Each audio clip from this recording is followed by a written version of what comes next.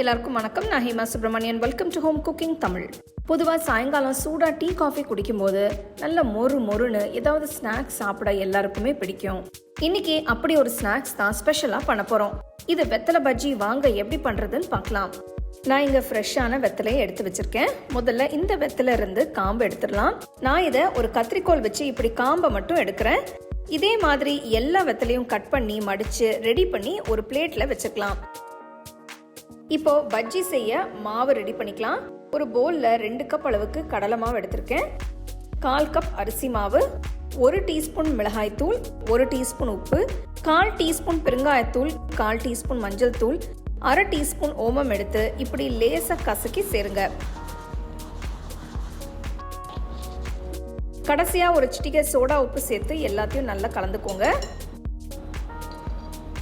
இப்போ கொஞ்சமாக தண்ணி ஊற்றி மாவை பஜ்ஜி மாவு பதத்துக்கு கரைச்சிக்கலாம்.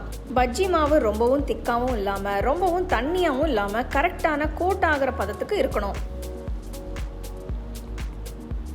பஜ்ஜி மாவு ரெடி ஆயிடுச்சு. மடிச்சு வச்ச வெத்தலையை அப்படியே எடுத்து எல்லா பக்கமும் நல்லா பூசுற மாதிரி நல்லா கோட் பண்ணி நல்ல சூடான எண்ணெயில் அப்படியே மெதுவாக சேருங்க. ஒரே நேரத்தில் நிறைய போடாமல் ஒரு பேட்சுக்கு ஒரு 3-4 போட்டால் நல்லாயிருக்கும். வெத்தலை பெருசாக இருந்தால் பஜ்ஜியும் பெருசாக இருக்கும். அதனால் பஜ்ஜி எண்ணெயில் பொரிக்கும் போது நல்ல ஸ்பேஸ் விட்டு போட்டால் தான் நல்ல வெந்து கிறிஸ்பியாக இருக்கும். எண்ணெயில் போட்டு அப்பப்போ திருப்பி விட்டுட்டே இருங்க. ஸ்டோவை மீடியம் ஃப்ளேம்லேயே வச்சு செய்யுங்க. ஷேப் பார்த்தீங்கன்னா மிளகாய் பஜ்ஜி மாதிரி இருக்குது பாருங்கள். பஜ்ஜி நல்லா வெந்துட்டுருக்கு. எல்லா பக்கமும் நல்ல பொன்னிறமாக வந்ததும் எண்ணெயிலேருந்து எடுத்து வச்சிடலாம். பஜ்ஜி சுட்ட உடனே நல்ல சூடாக சாப்பிட்டா டேஸ்ட் ரொம்ப நல்லாயிருக்கும்.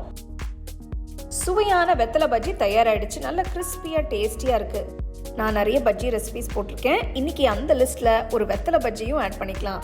வெத்தலை வச்சு இந்த மாதிரியெல்லாம் ரெசிபி செய்யலாமான்னு ஆச்சரியமாக இருக்குல்ல? கண்டிப்பாக ட்ரை பண்ணி பாருங்கள், உங்களுக்கு ரொம்ப பிடிக்கும். இந்த பஜ்ஜியை நீங்கள் அப்படியே என்ஜாய் பண்ணலாம், இல்லைனா நல்ல தேங்காய் சட்னி வச்சு கூட சர்வ் பண்ணலாம். கண்டிப்பாக ட்ரை பண்ணி உங்கள் ஃபேமிலி ஃப்ரெண்ட்ஸோடு ஷேர் பண்ணுங்கள். உங்களுக்கு இந்த ரெசிபி பிடிச்சிருந்தா லைக் பண்ணி ஷேர் பண்ணி ஹோம் குக்கிங் தமிழ் சேனலுக்கு சப்ஸ்கிரைப் பண்ணுங்கள்.